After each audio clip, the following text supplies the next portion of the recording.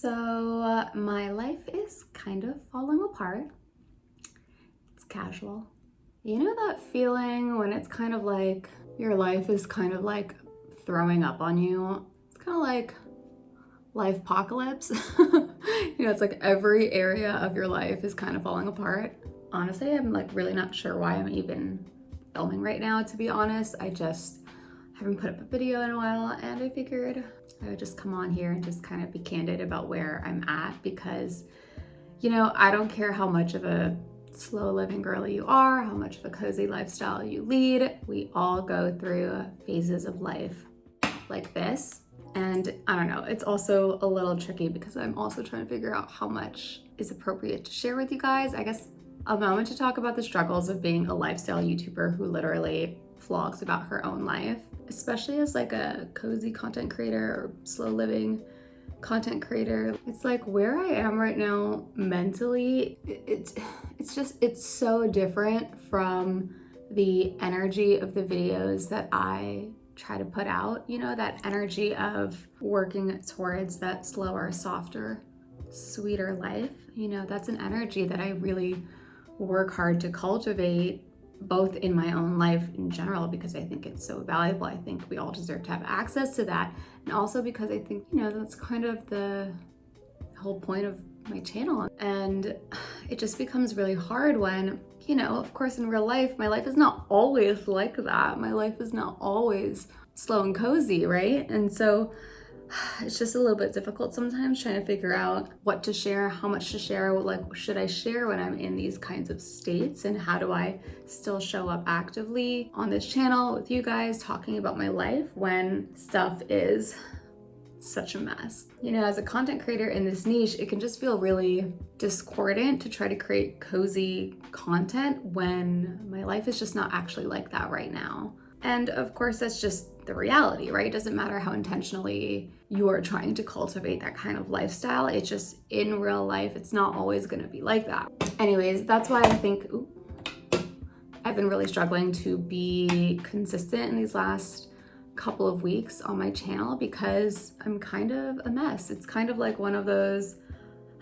times in my life where it's like everything, like it's like family and work and health and friendships. It's like everything is a little bit of a mess, all in different ways, or just stressful. And candidly, it's hard to make progress towards habits and goals when you're trying to just put out fires everywhere in your life, right? And you have all these other kind of really pressing things that need your attention and are taking all of your energy. It doesn't matter how much you're trying to like work on yourself and work on your goals. Sometimes you're gonna be in these stages where it's just like, you just can't actually make progress towards that stuff. You just don't have the bandwidth. And I think as a YouTuber who, I literally make videos where I come on here and like talk about the goals, talk about what I'm working on, talk about the progress I made in the past month. There's this pressure, or I'm putting this pressure on myself to, to like constantly present myself as if I'm constantly growing and learning and changing and making progress and doing that kind of thing. But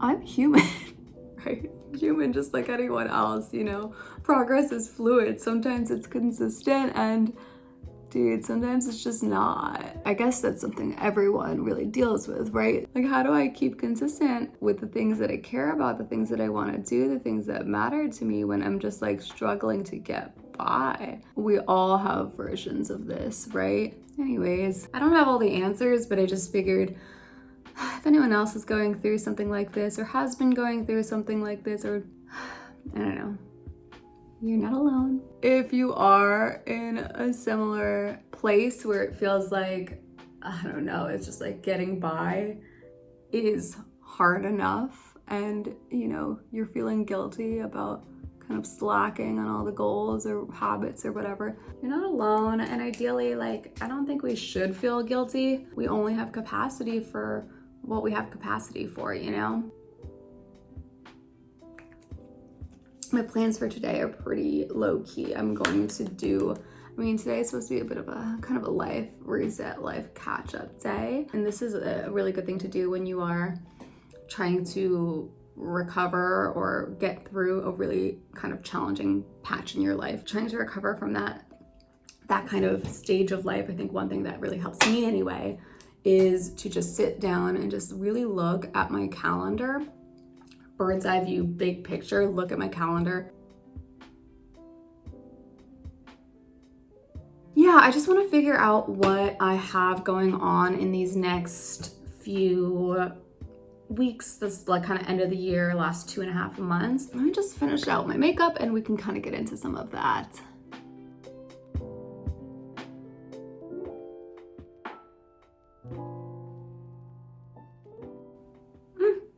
Cute.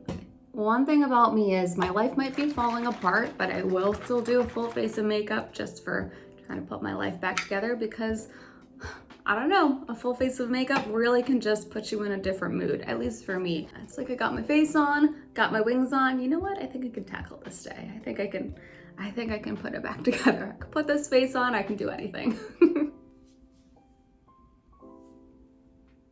Okay, let's do it. And don't underestimate the power of a feel-good routine.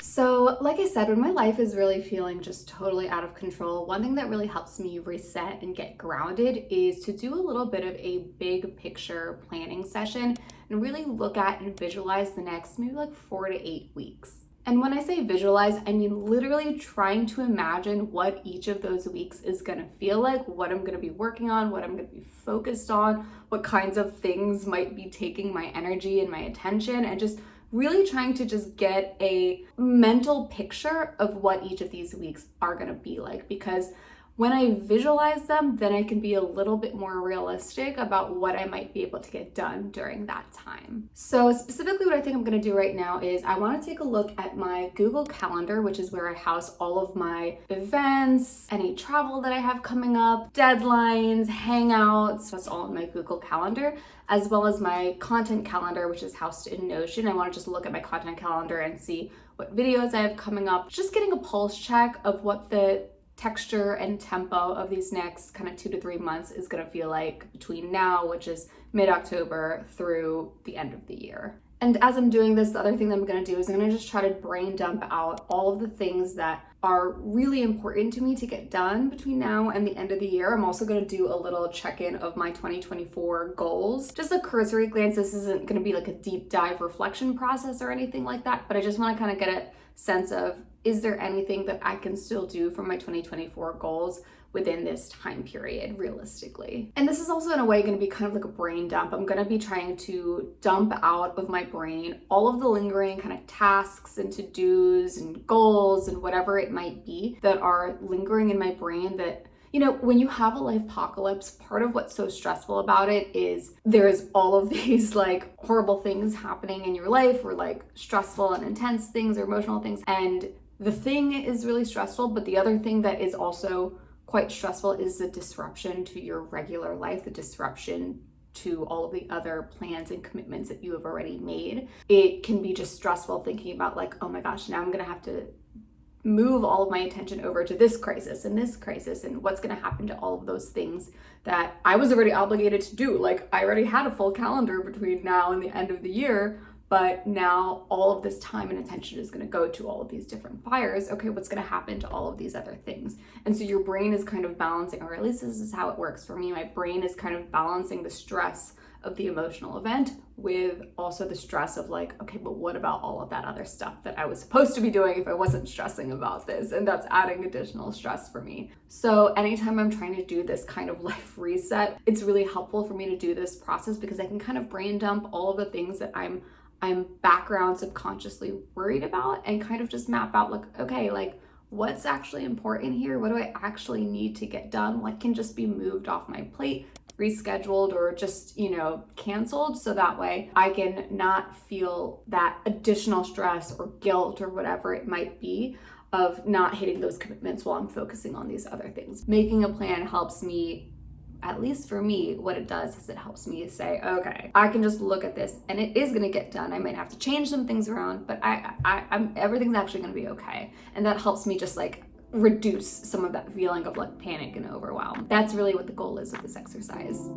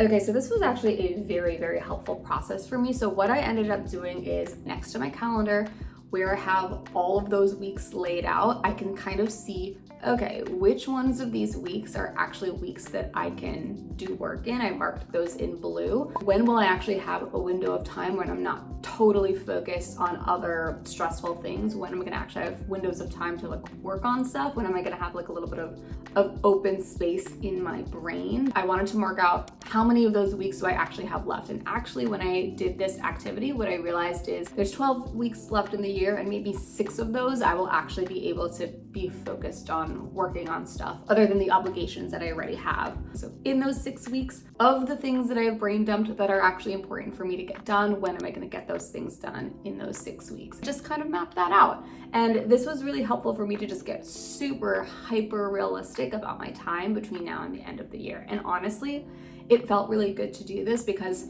I have been kind of, like I said, panicking a little bit, feeling like, oh my gosh, I was just, my life is exploding, and now all of the things that matter to me are gonna slip through the cracks, and that's not true. The truth is, like, things can get moved around. Everything will get done when I have the time to do it, but some things can get rescheduled, and the things that matter the most to me are the things that I'm now going to be able to prioritize. There's a finite amount of time left between now and the end of the year, and you know, I know the things that matter the most, and those are the things that I'm gonna prioritize doing in those 6 weeks of free time. This felt really good. It just felt very freeing in a way. Now everything will explode, but it's fine. Like, I'll be fine. I know I kind of have a plan for how I'm gonna manage the chaos.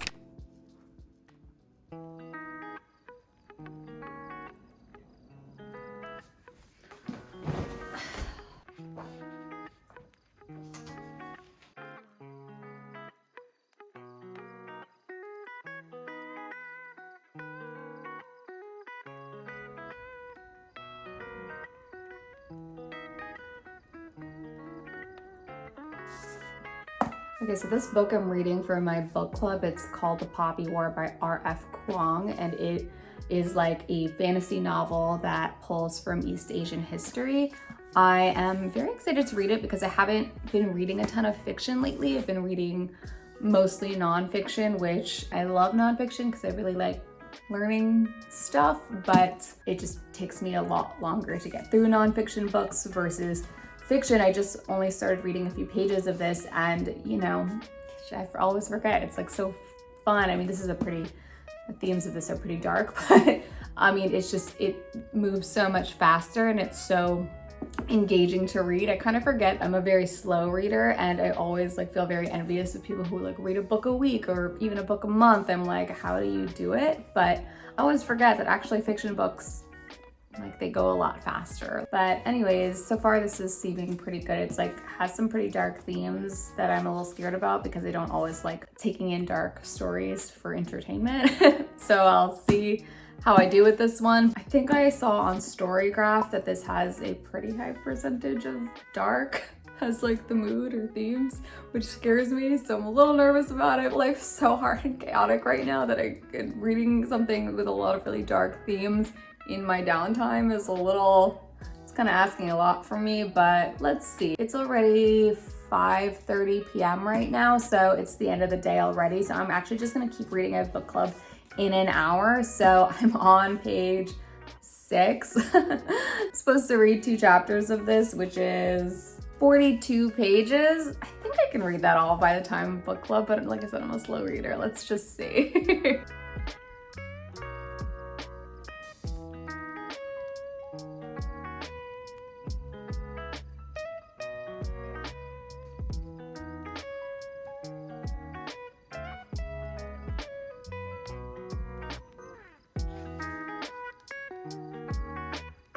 One thing I will say is that, you know, even when life is like a little bit chaotic and stressful and feeling out of control, even if I'm feeling totally overwhelmed and underwater, I still like to really prioritize doing some things that are just kind of normal, like doing things that are still like pleasurable or just still keep me grounded in my routines a little bit. I just think that it is so, I guess, like regulating for my nervous system to not just be sitting and stewing in the stress and the, really high and intense emotions of whatever is going on in my life. I think it's really helpful to have like little chunks of my day where I'm kind of just connecting and reconnecting with normal life. I think it's just like a good reminder to my own like brain and body that everything is okay. Like obviously it's not great, but it is okay. Like I want my brain to still know that it is okay to rest,